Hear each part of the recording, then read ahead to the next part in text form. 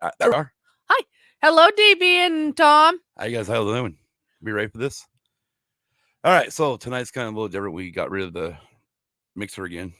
Yes, we Went did. back to old school. So hopefully we're coming out Hopefully we're coming loud and clear. Yes. And if it's too loud, you're too fucking old. Take a line from Autograph. Yes, exactly. The band Autograph from the song Loud and Clear. Exactly. Off their third album. Exactly. Anyways, what a week, huh, Kim? Yes, what a week.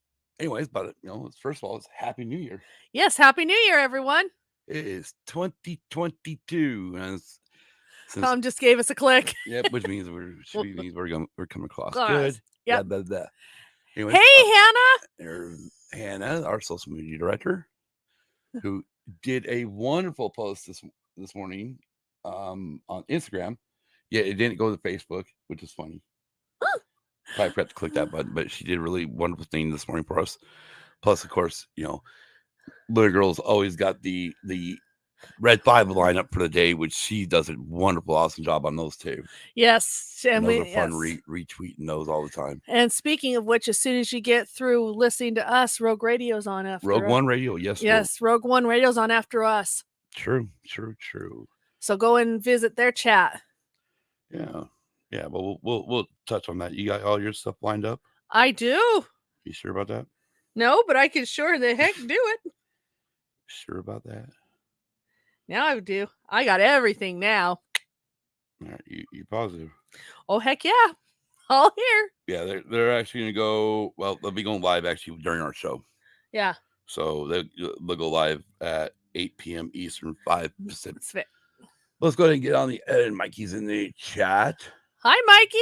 And General Shinobi. Hi, General Shinobi. Shanty's in the chat. And there's Luna Girl. Hi, Luna Girl. Always. All right, let's get on the other side of this. Yes, let's do. Again, we'll say it on the other side of the show. On the other side, wherever the fuck we're at here. You think by now I know how to do all this shit, but I don't. I think that's the one I want. Yes, that is. This podcast is part of the Red 5 Network. For more Red 5 Network podcasts, visit red5network.com. Welcome to Use and Abuse. I'm Scott. I'm Kim. And this is episode 141. I know we just talked about not saying that anymore in the new year, but screw it, we're going to. It's just easier. And we're going to be talking 40th anniversary of Taps, the movie, which came out 1981. Right. It was released December 18th, 1981. Yes. And before we get into our main topic and our week, shouldn't we do business? Well, of course, but before we do business, let's go ahead and shout out the chat. All right. I mean, we shouted them out at the beginning, but let's go ahead and shout them out one more time. We got Dragon Buddy, Tom, Hannah, Luna Girl, Mikey, General Shinobi, better known as Shanty. Yes. Anybody else, Kim? You see anybody else in there? No, not that I can see. Whoop, whoop. Thanks for joining us, guys, and Happy New Year. Happy 2022. This is the first episode of Use and Abuse for the new year. Yes, it is. Crazy to think that we are now already in the new year, and what is today, the 4th of January? It is the 4th. That means what? Good Lord. Does that mean, wait a minute. No, well, we know 5 days is Hannah's birthday. And then 2 days after that's Case's. Right. And also that means 2 days after that would be, or 2 days, not 2 days after Case's, but also on Case's birthday is Luna Girl's birthday. That's true. Yes. So how cool is that? That's awesome. But that's freaking pretty cool. Rad. Anyways, but before we get into it, Kim says she wants to get care of business. So she wants to take care of business. Yes. So we'll start with the business, start with the top. And here we go. Thank you to our Patreons, Luna Girl, Dragon Buddy, Don Delasnooch Solsky, Big Brady Big Lovin', Hannah, Mikey, and Brenly, and Case. Sorry. If you'd like to join our Patreon, go to patreon.com/usedabusedpod. And just so everybody knows, in case you haven't noticed, but there was a new video put up on our Patreon. There was. And it was me only talking about episode 1, Stranger in a Strange Land of the Book of Boba Fett. Yes. that was just recorded yesterday. It was just put up yesterday, and I will more than likely on Thursday record for episode 2. Yes. Those are only going to be on Patreon for now because you're only getting my take on what I think about it, because we're going to save Kim's take for when we do the major show, when we break down the whole series. That's true. We are. And we got that plan to pretty much go the Yes. week after, roughly the week after Mm-hmm. the series ends, or Yes. this first season ends. So again, you're only gonna get my take on it, and believe me, it was a motherfucker recording by myself again. It was weird because I don't have you to mount. Okay, so let's speak of bouncing off real quick. I'm gonna give a little inside baseball here. Okay. So I'm doing the episode, and I'm like, all of a sudden, I could not think of, and it just went blank again. The planet. Yeah, what planet? Camino.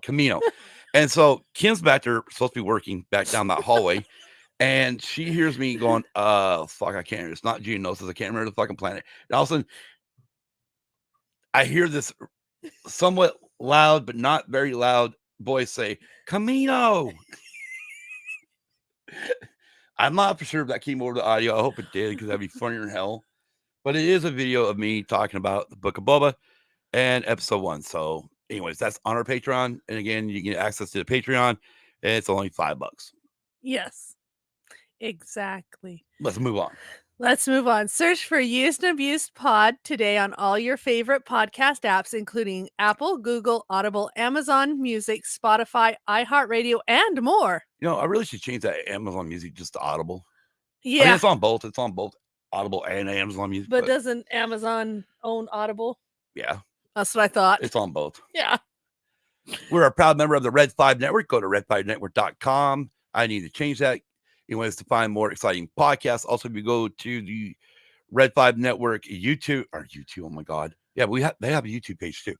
But if you go to their Twitter page, at the very top is a pinned tweet for like bio dot link or something like that, Mm-hmm. or bio something link.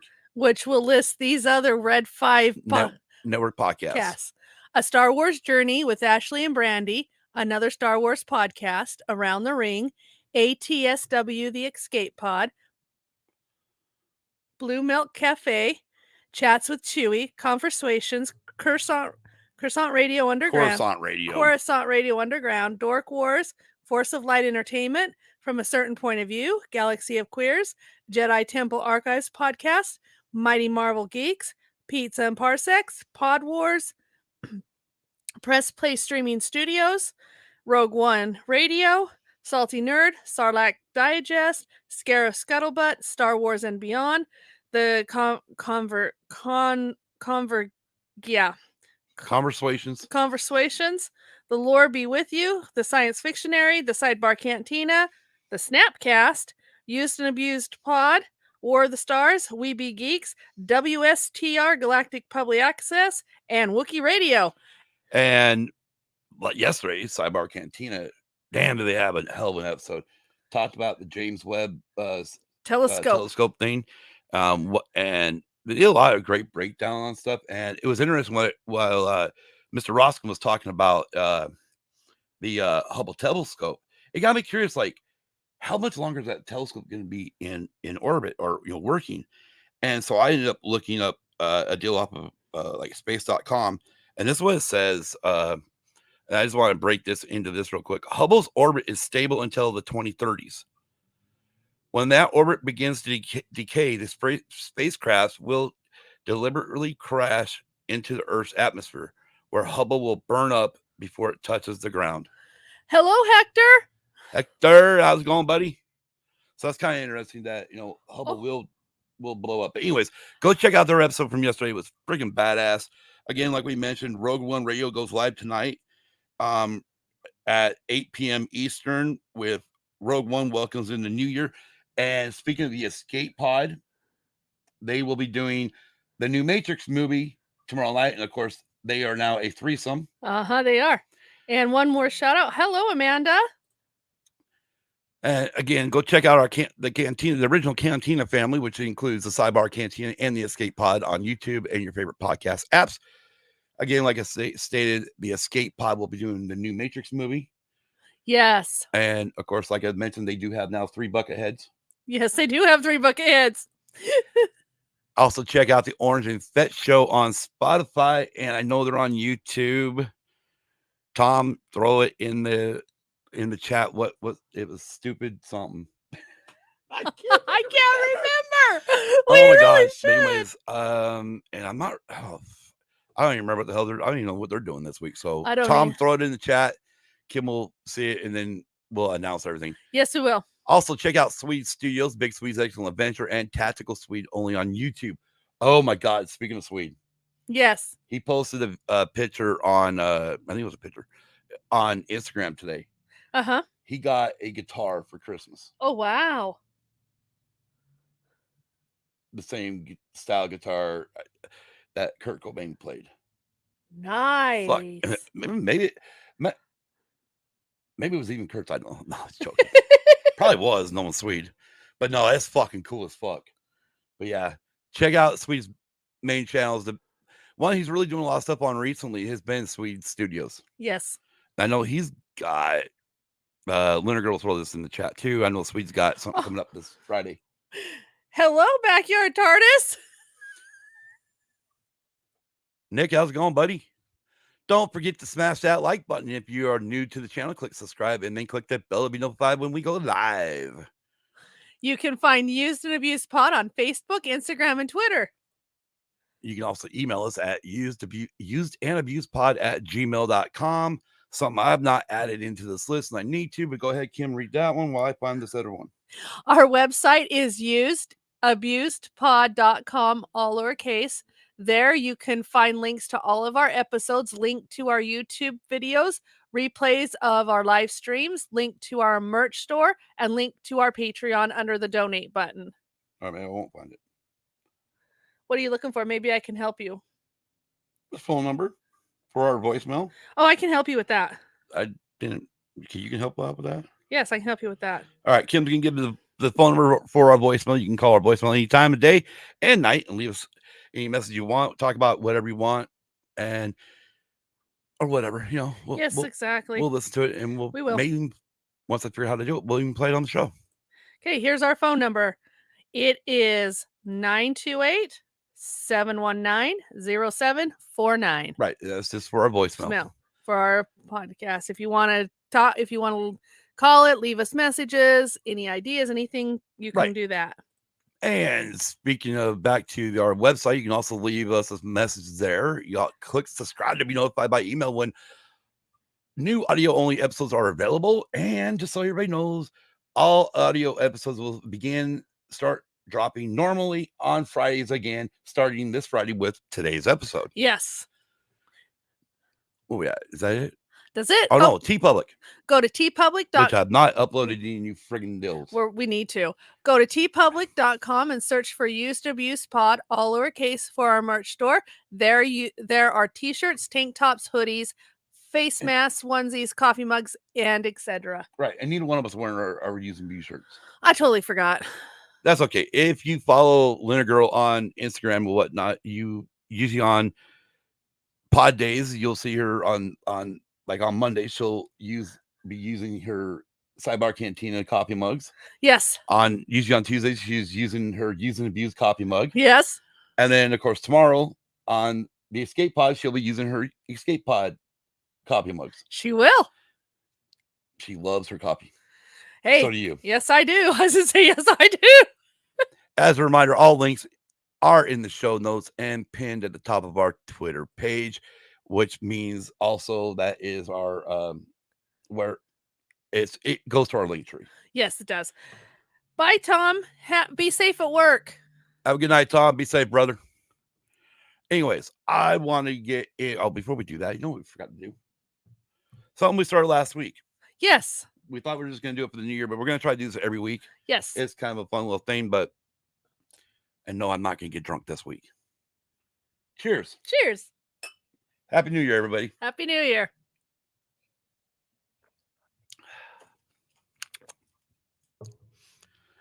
Nurse it. Do not. I just did. I'm not talking about you. I'm talking about me. Oh. Anyways, I got a little bit of news to get into. Yes, this is awesome news. So it was just reported today on Loudwire. And I'm actually going to read the article from Loudwire, so I got to take my glasses off because I can't read this. Well, let's give them a little background that we did touch on this album, and we did let them know about this. Sure, you got the episode that we did this one? I can't remember. Anyway, on one of our past episodes, we touched on this particular Nirvana album, the Nevermind album, because it came. I think it was either in November or December. I can't remember. Episode 128. Okay, 128. And we touched on the album, each of the songs, what they meant. And we also, just to kind of recap, let everyone know that there was a lawsuit going out around the album cover with the little boy in the pee-pee, or with the little boy in the weenie hanging out. No more alcohol for you. Really? All right, anyways, article from Loudwire. Yeah, here's the update on it. States this. The lawsuit over Nevermind's album art that Spencer Elden lobbied against Nirvana was dismissed by a judge on Monday, January 3rd, after Elden, the 30-year-old man photographed for the album cover when he was a baby, missed a deadline to file an opposition in the case. Elden had until December 30th to refile after members of the defunct grunge band and their related business entities sought a dismissal 2 weeks ago. They said that Elden had spent the last 3 decades profiting from his celebrity as the Nirvana baby, and that the suit was past the statute of limitations. Judge Fernando M. Olguin, the presiding over the case at the U.S.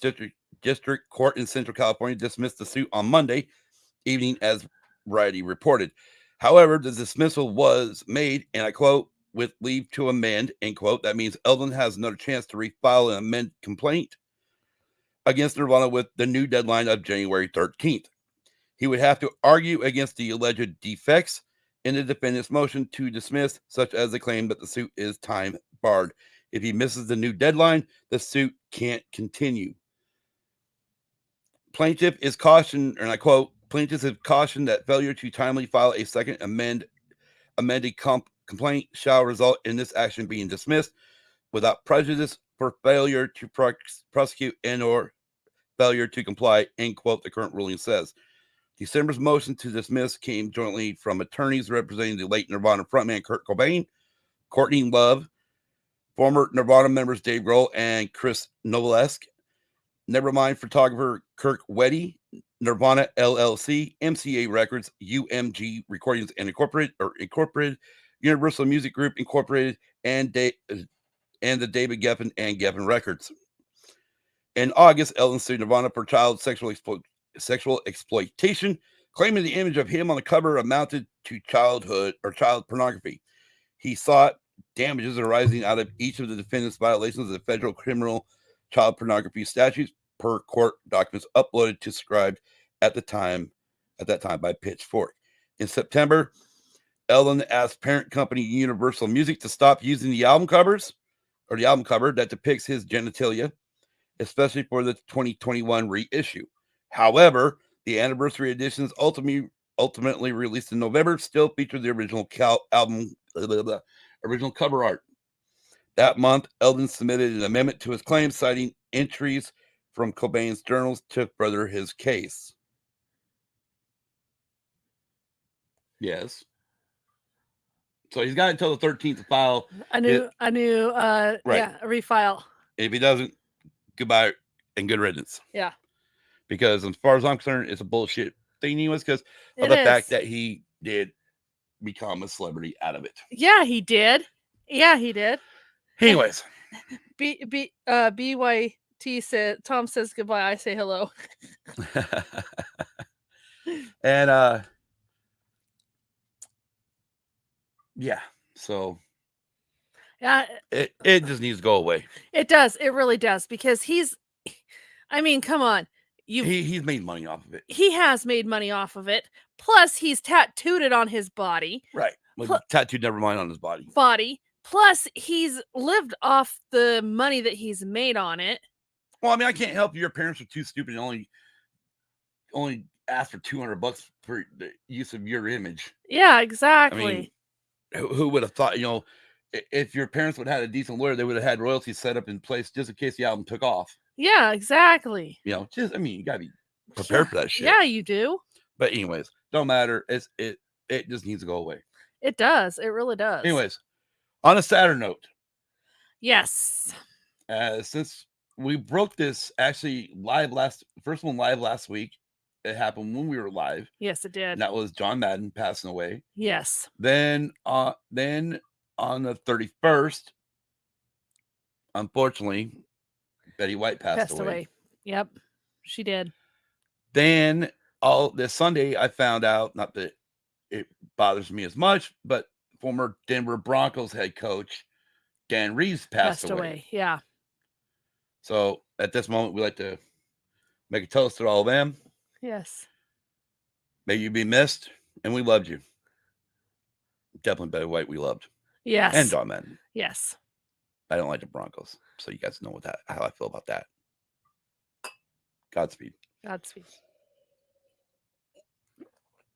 All right. Any more news?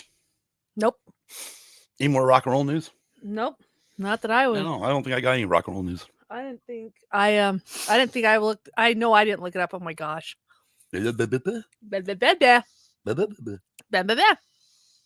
Anyways, so let's go ahead and get into Taps. Yes. 1981, December 18th, 1981. Yes. It was released in theaters. So 40-year anniversary was the 18th. We were going to do an episode during that time. Unfortunately, we decided we were going to do all Christmas, and then things kind of happened. We weren't able to record as many episodes as we wanted to during the December month, so we apologize. So what better way, but we'll start the new year off with Taps. Yes. Again, like I stated, it was released December 18th, 1981. The runtime is 126 minutes. Its budget was $14 million. It made $35.8 million in the box office. It was directed by Harold Becker. Screenplay was by Daryl Ponsican and Robert McCammon. It was based on the book Father Sky by Derby Freeman and produced by Howard B. Jaffe and Stanley R. Jaffe. It stars George C. Scott, Timothy Hutton, Ronnie Cox, Sean Penn, and Tom Cruise. First feature-length film was what I've read. Taps, and we've already gone over this, but I want to just go ahead and read this a little bit that I've got here. Taps is a 1981 American drama film starring, as was stated, George C. Scott and Timothy Hutton, with Ronnie Cox, Tom Cruise, Sean Penn, and Evan Handler. In supporting roles, Hutton was nominated for a Golden Globe Award in 1982. The film was directed, as stated, by Harold Becker, from the screenplay by Robert Mark Kamen, James Lineberger, and Daryl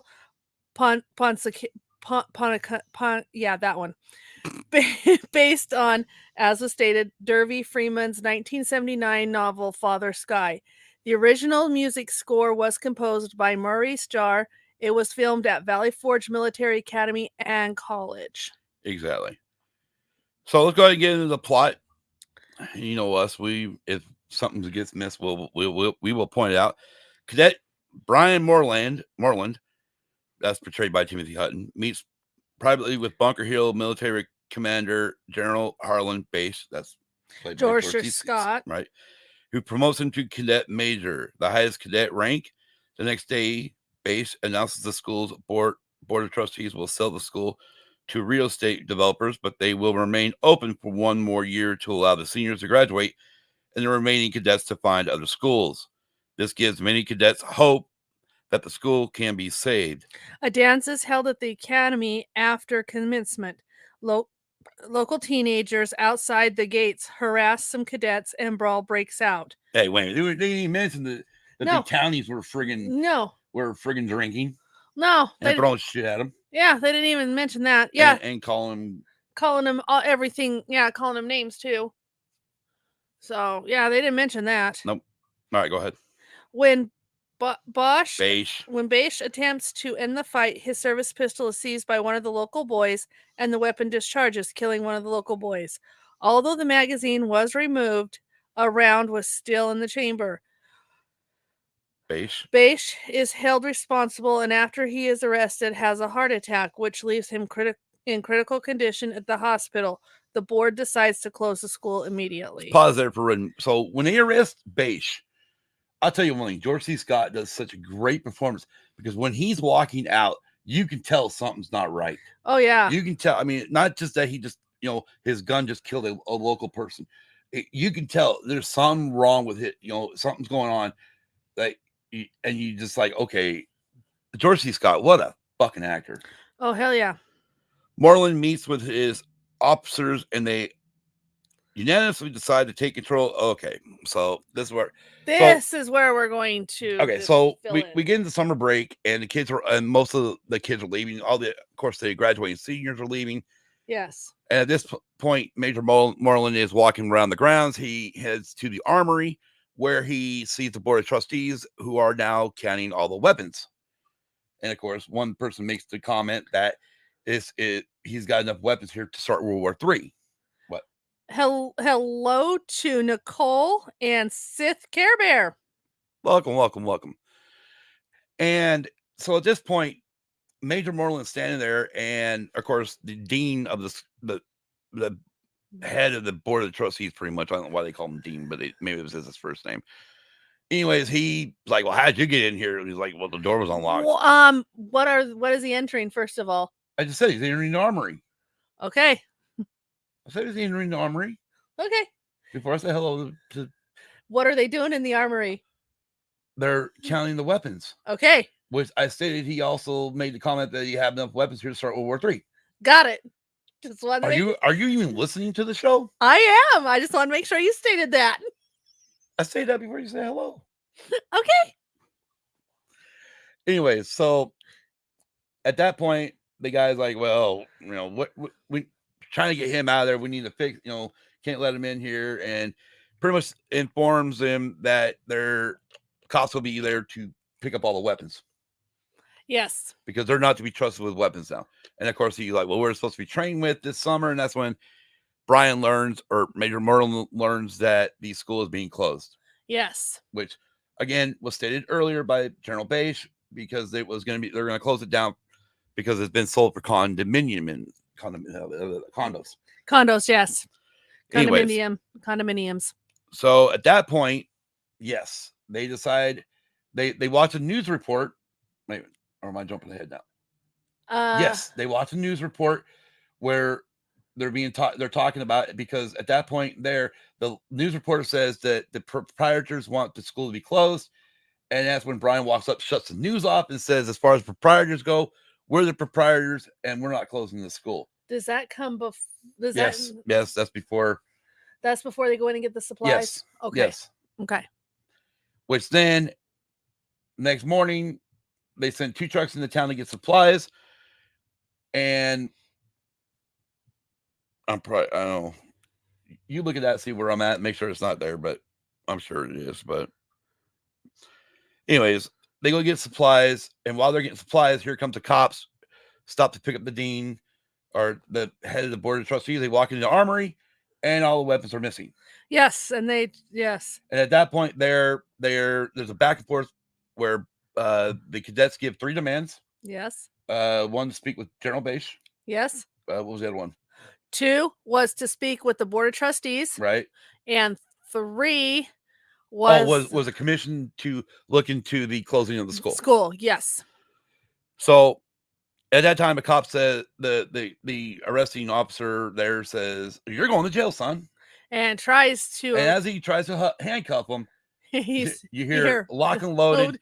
And here is the school's red berets with machine guns bearing down on them.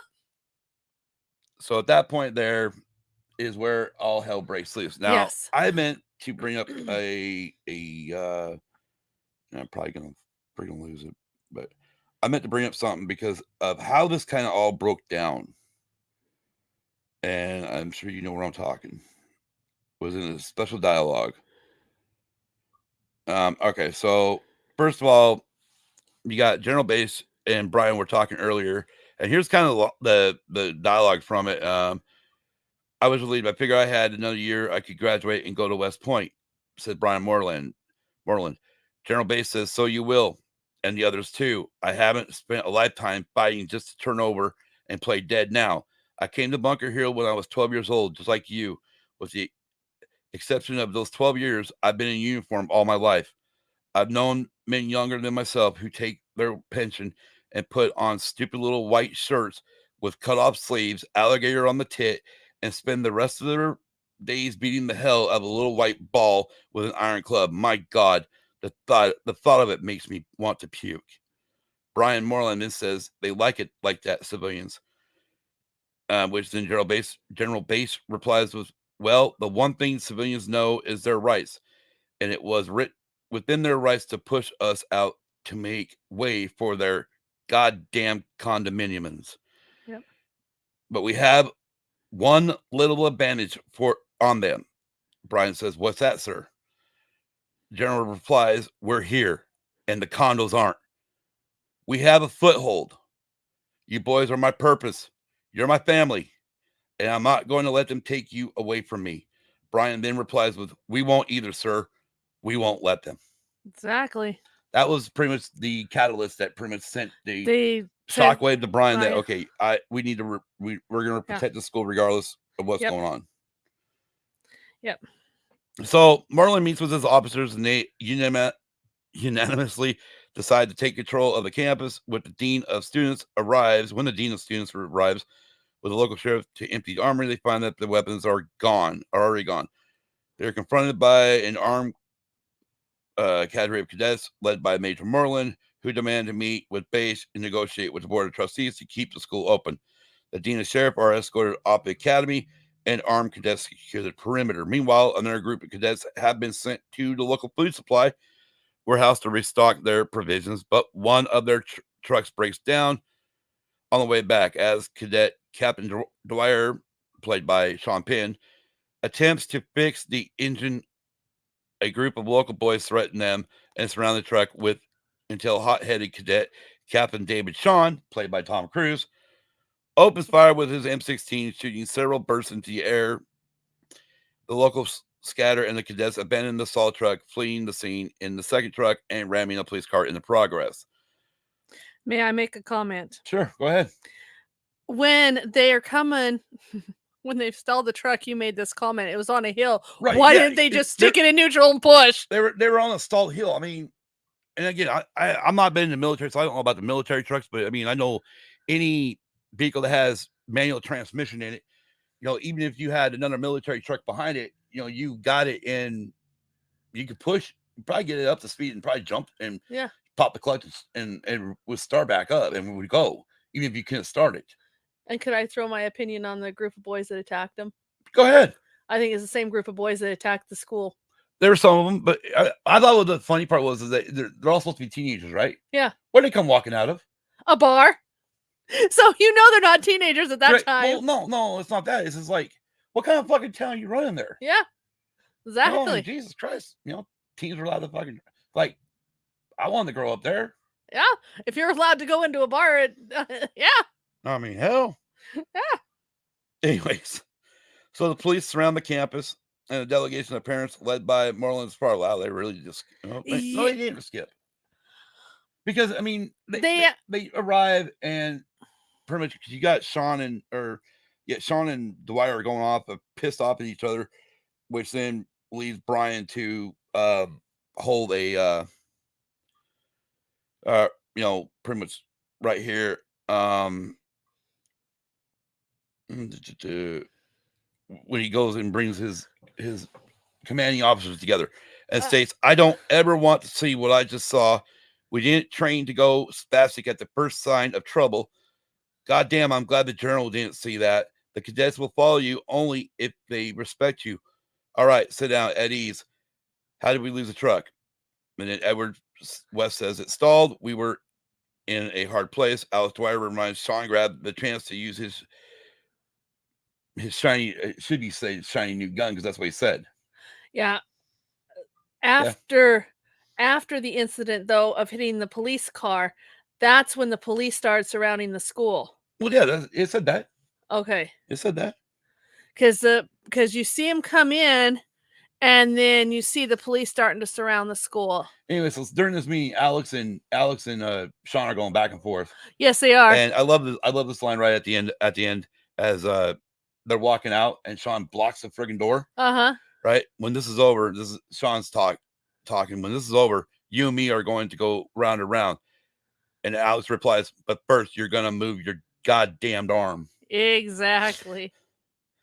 And then we get a little bit of a thing with Brian where he talks about his mother passing away. Yes. And I'm happy I do have the whole thing here, right? Because Brian replies with, when my mother died, I was sitting in the hallway in the Army hospital.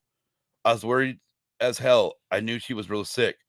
She had this bad kidney thing. So I'm sitting there and my father comes out of the room and tells me that she's dead. He led me to this little chapel they had there. He sat me down and he told me I could cry for 15 minutes. He gave me 15 minutes to cry. And after that, I wasn't supposed to cry again. So he left me alone in the chapel and came back. He came back 15 minutes later. And Alex, who is Major Moreland's roommate, replies, Jesus, what did you do? And Moreland replies, well, I did what I was told. I cried for 15 minutes. She was a beautiful woman, my mother. She was crazy about the old man. And I don't know. I guess he loved her too. Yeah. Then we get the delegate of the... Then we get told that there's a group of people that want to speak. He thinks it's the board of trustees. Come to find out, it's a group of parents led by his father, Sergeant yes. Moreland. Yes, and then the encounter between the two of them. Well, we're gonna jump. So let's go ahead. I love this. This is like my favorite lines in the movie. Well, let them know that they're discussing. Well, I'm gonna go through the whole thing. So okay. Sergeant Moreland says to his son, "This old place looks different." Brian Moreland, get to the bottom line. Sergeant Moreland replies, "Hold your water." And he actually says that to people behind him, because you got people behind him, civilian people fucking chattering. Yeah, chattering. Anyways, bottom line, the truth is these folks are worried about their kids. They think some of them are being held against their will. Major Brian replies, everybody's here because they want to be here. A mother says, our son would never be involved in something like this. Major Moreland, or Sergeant Moreland, says, lady, if my son can be involved in it, your son can be involved in it. Let's not get holier than thou. Yeah, this is before the 11 disappear. Yeah, okay, you're jumping way the fuck ahead. Well, I'm just... Anyways, so then another mother replies, let us see our children and hear it from them. Another mother says, yes. Brian Moreland replies, ma'am, I can't call my soldiers away from their posts just to calm down their parents. I'm sorry. Another mother says, my God, you're only children. And then Sergeant Moreland replies, tells Brian they're going to try to add kidnapping to the rest of it, kid. You ought to know that. Then the father says, we want to see our kids. And then again, Brian replies, I'll try to arrange something. Then a mother replies, well, good. Now we're getting somewhere. And then Brian replies, it'll be done under my terms. Another mother then replies, I hope you're very proud of yourself, Sergeant Moreland. You have fathered a perfect son of a bitch. Yes. And then Sergeant Moreland replies with, will you people shut up? I can't think with all your static. Then the father replies, we aren't in the Army, Sergeant. Then Sergeant Moreland replies with, no apologies necessary. Just keep the hell quiet and let me take care of this. I love that part. We're not in the military, Sergeant. No apologies necessary. Yeah, I know. Anyways, so like we said, the police surround the place, and we just went over to Major Moreland's father showing up to demonstrate to the police parents that none of the boys are being held against their will. Moreland assembles the cadets and offers them a chance to walk out. They did this. They did this a couple times during the movie. Yes, they did. All of them choose to stay. The siege goes more tense when the National Guard arrives. The commander, Colonel Kirby, negotiates with Moreland without success. The next morning, the officers report that some cadets had fled the campus. This is where you missed the first 11. Moreland assembles the entire battalion and again offers the cadets the opportunity to leave. Led by Moreland's friend, Lieutenant Edward West, at least half of the remaining cadets drop their weapons and leave. After that, the electricity and water are turned off. One of the cadets is severely burned as they attempt to restart the school's old gasoline-powered generator. Hold it. At this time, they've turned the water off. I just said that.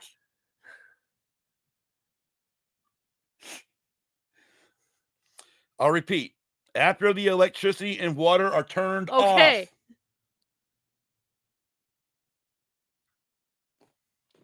Hold it. I'm going to make sure we ain't got no car keys in there. Good Lord. Oh, my God.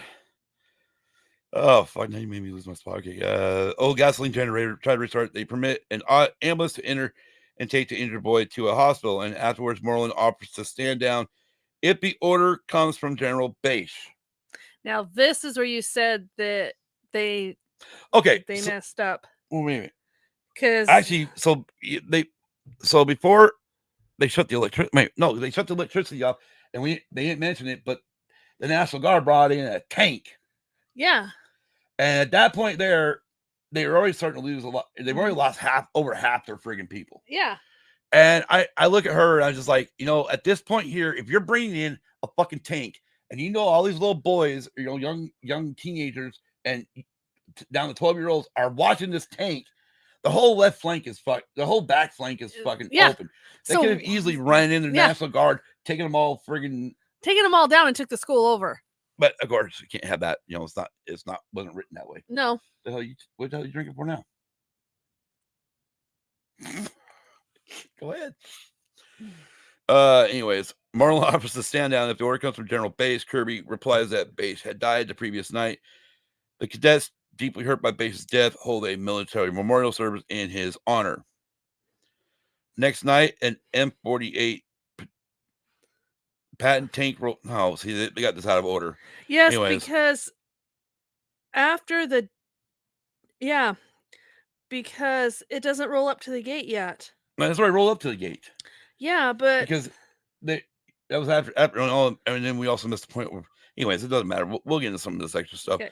One of the younger cadets on sentry duty panics and runs out to surrender. He drops his weapon, which fires upon hitting the ground. The National Guard return fire and kill another cadet.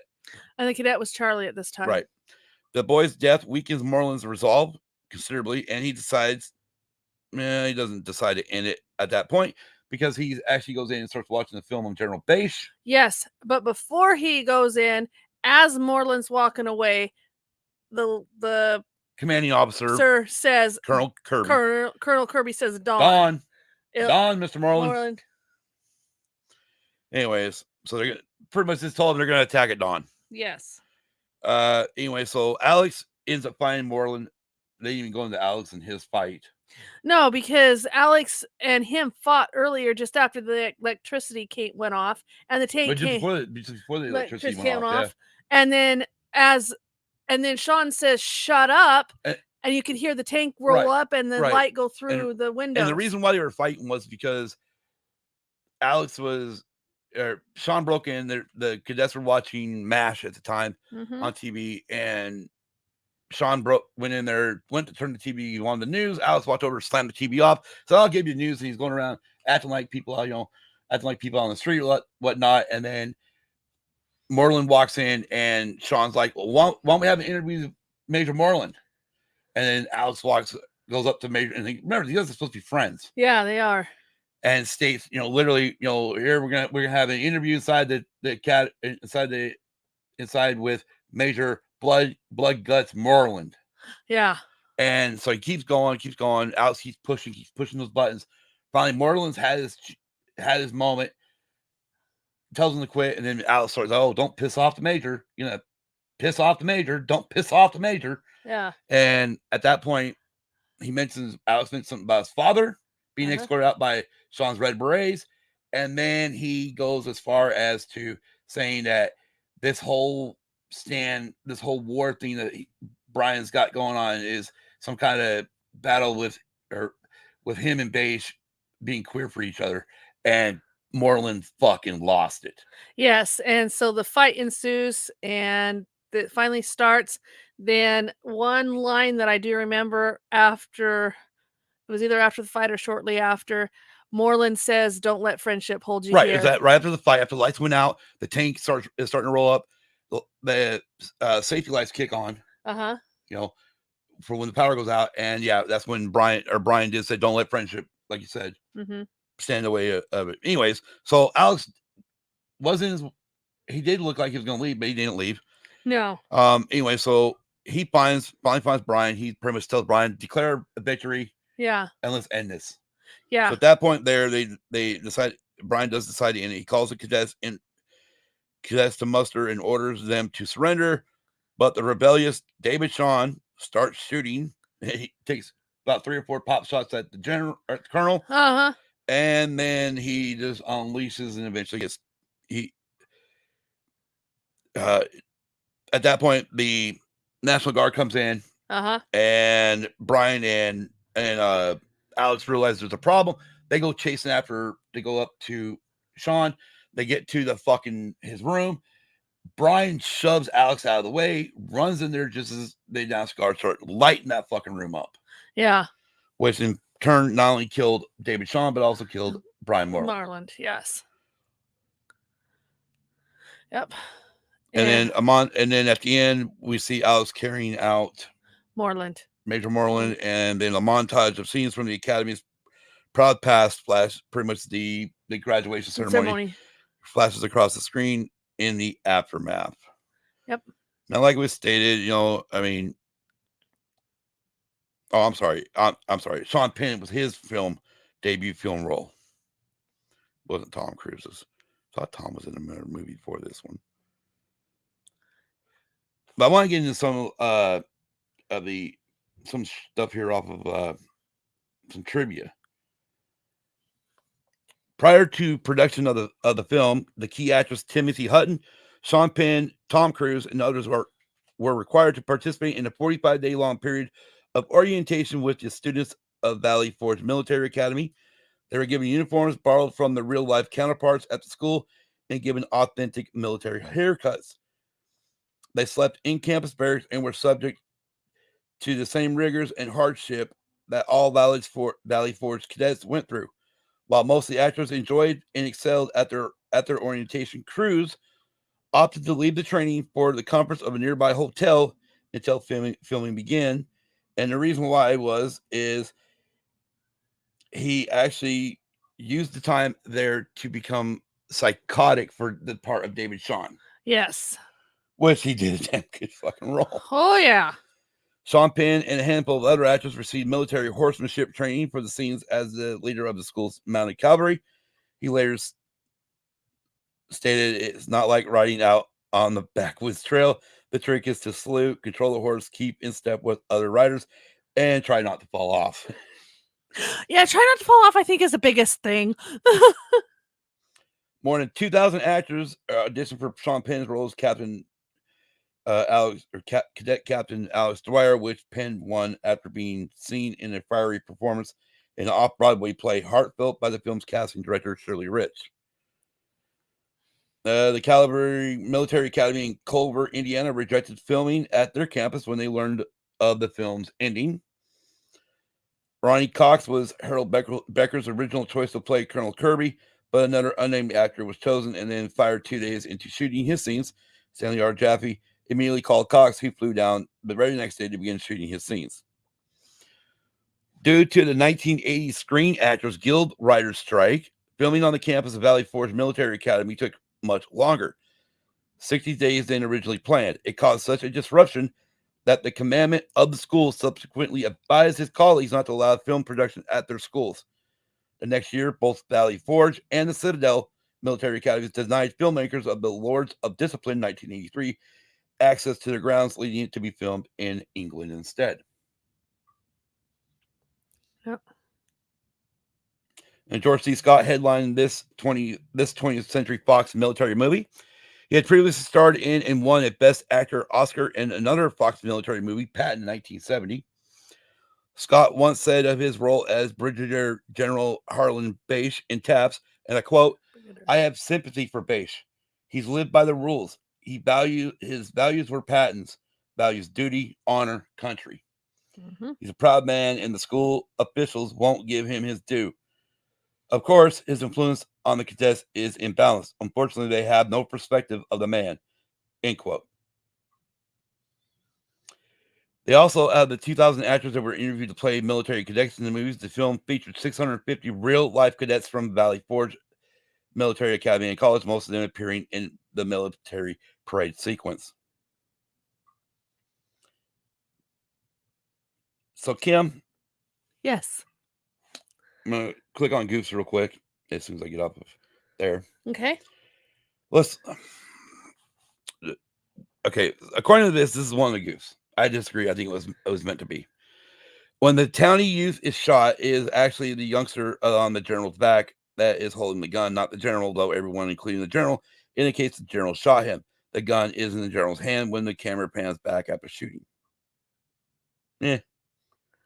Okay. I don't think that's that big of a deal. I don't think it is.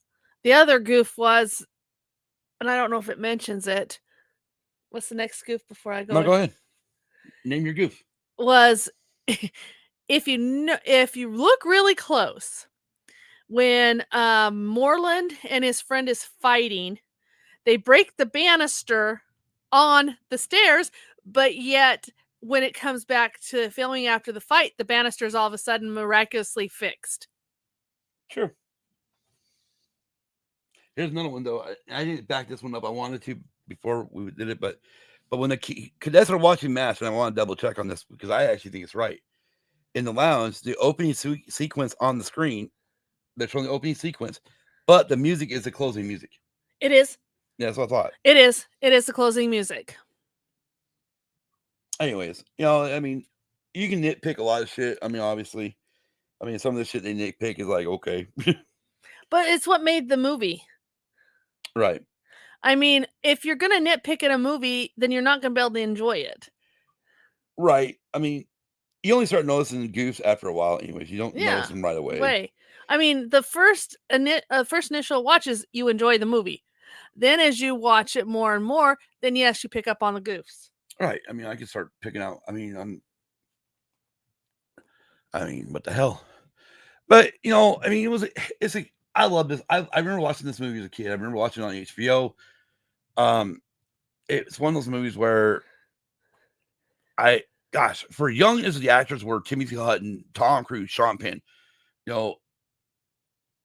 they gave brilliant performances. They did. They made you believe that all this was happening. Oh, yeah. Oh, I know the other thing I was going to point out, too. Okay. Is when the kids took over the school and when they were come running back, it was the state police that showed up. It wasn't the local sheriff or the county sheriff or the local police. It was the state. It was the state patrol, which I'm like, probably not.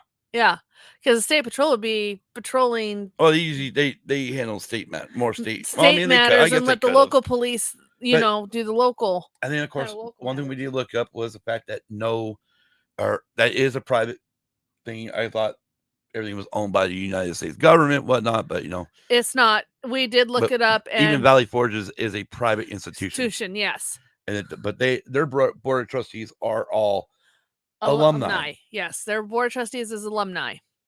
But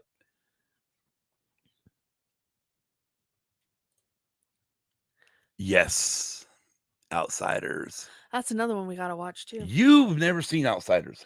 No, I have not. We need to do Outsiders, but we do. Right now we've already got 2 months worth of stuff. I know we do. Anyways, Kim, what is your take? Did you like this movie? I did. I liked it. Well, I knew I caught it, bits and pieces of it before. I don't remember where, but as a whole, I really liked the movie. I mean, it was not only was it a start, a lot of good acting from future actors that did go on and make a name in Hollywood, but just the storyline itself, if you look at just the storyline, there's actually a lesson within that storyline. Okay, what's that? And in my opinion, the lesson is it's okay to stand up for what you believe. To a point. To a point, yes. Sometimes there's the extreme, which, yes, this movie said it was so the extreme part of it. Mm-hmm. But it's a good story. Yeah. It does teach a lesson. I'm trying to think. Trying to think of what? Well, we're actually it's gonna be short for once. We haven't been this short. So let's go over what we got coming up. Yes. Oh. Anyways, I recommend seeing it. It is a sad tale because I mean, you know, when Major Moreland goes up, him and Dwyer go up to stop Sean, and Major Moreland dies, and then you see Dwyer carry out Moreland. You know they're best buddies. It's like holy crap, you know. Yeah. It does. Okay, for me, it tugs a little bit. It tugs a little bit the heartstrings. It does. It really does. It don't make me cry though. No, it doesn't me either. But it does make me. It does. But then again, I know people who fucking cry when Yoda died. And I'm like, okay, whatever. Oh, okay. Why did you cry? No, oh. I just thought it was amazing how he just disappeared. Yep. Oh wait, that's yours. All right, so you want to go over what we got coming up? Yes, I have one that you asked me to have. Oh, I did. So let's go ahead and talk about what we got coming up the rest of the month. January 11th, next week, is going to be a thing called the Electric Company Spidey Super Stories. It's an LP record that came out in 1977. And there, now you can see it without my hand in the way. I listened to this as a kid. And it's got stories of like Spider-Man is born, 20,000 feet underground, the Purple Pirates, Spidey versus Mr. Measles, The Last Laugh, Spidey and the Sandman, Deadly is a Doctor Called Doom, and the Queen Bee. The cast of characters are Louis Abelos, Jim Boyd, Morgan Freeman's the narrator. Yes. Anyways. Yes, I agree, DB. It was a good performance by Tom Cruise, Sean Penn, and not to mention George C. Scott. Oh, yeah. I mean, yeah. Timothy Hutton, I went on to see him in other movies like Turk 182. It's the only one I remember him in. I know he's in other stuff that I like, but yes, definitely. And yes, I do agree, DB. It is worth watching. It is. It is definitely worth watching. Even today, watching it today with today's technology, it still looks really fucking good. It does. Sorry, I just had to mention that. No, you're fine. That's what the whole chat's for. So. You know? Anyways, what we got coming up on January 18th? Do you know, Kim? January 18th? Yeah. Isn't that a movie called Time After Time? Time, yes. Came out in 1979. That's the one where H.G. Wells travels through time to track down a criminal. Yes. And we'll leave it at that. Well, right, but I mean, you might as well talk about who's in it. Do you know who's in it? Stars Malcolm McDowell. He plays H.G. Wells. Mary Steenburgen. She plays Amy Robbins. And David Warner plays Jack the Ripper. Yes. Or better known as Stevenson. But it came out in 1979. It's another movie I remember watching on HBO back in the early days of HBO. I liked it, so I'm going to give Kim a chance to watch it. I think it is on HBO Max right now. I think it is. So again, that movie is called Time After Time. Yes, and that's 2 weeks from tonight. Right. And then 3 weeks from tonight, January 25th. Does that deal with the ship and... Yes, it deals with an unsinkable ship. Titanic, the movie Titanic. We will be talking about 1997's Titanic. Starring Leonardo DiCaprio, and that's about it. Kate Winslet. Yeah, well, who cares about her? Billy Zane.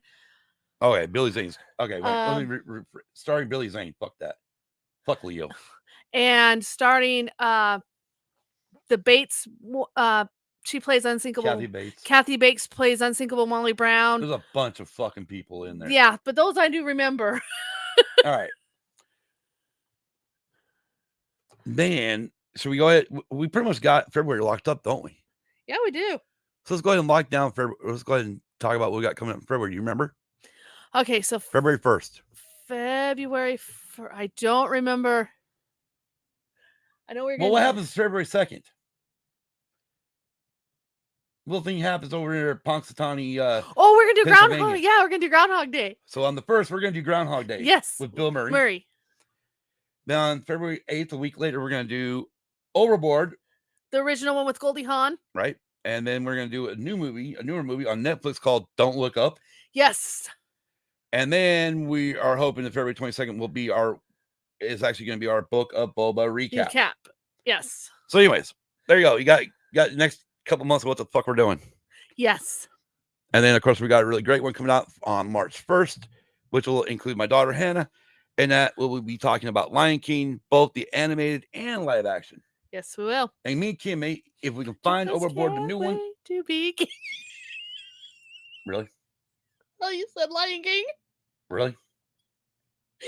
Really? Wow, I agree to this shit. Anyways, but we definitely gotta do the Outsiders this year. In March, I still gotta talk to this is tentatively, I mean, I've got to talk to Alan. We got to set up a date to do Alice Cooper. Yes, and you said something about doing the new Overboard too. Well, I think if we can find the new Overboard, we can watch it before we can watch it and talk about the differences between it and the original Overboard on the 8th. Okay. Because that's kind of the reason why we're doing both the animated and live action of Lion King. Yeah. Is to talk about them both. Yeah, we could do that. And talk about differences in what we. The differences between them. I'm sorry. Is that the only song you like? No. Anyways, remember to jump from here. Go over to Rogue One Radio. They are already pretty close to being live or are live. They are live. They've been live for 3 minutes. Yes. Tell them Using Views sent you. Check them out. Again, they're doing Welcome to the New Year, and they're welcoming you to the New Year. Skate Pod tomorrow night is gonna be fucking badass. Talking about the Matrix. The new Matrix, which yes. I need to still watch that. But of course, we've got the lovable Don Della Snooch. Yes. The handsome Big Brady Lovin. And of course, the sexy Dragon Buddy. I just had to. I know. Anyways, go check out those Bucketheads. They're a barrel of laughs. They're almost like Fraggles. You know that? I know they are. They're becoming more like Fraggles. I know. Except for adult version Fraggles. I know. Anyways, until next week, everybody. Thank you for joining in the show. We appreciate everybody jumping in and saying, hey, whatnot.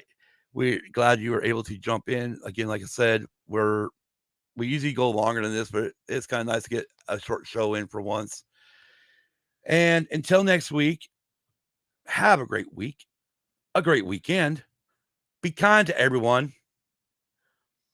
Peace. Peace. Good night, everybody. Good night.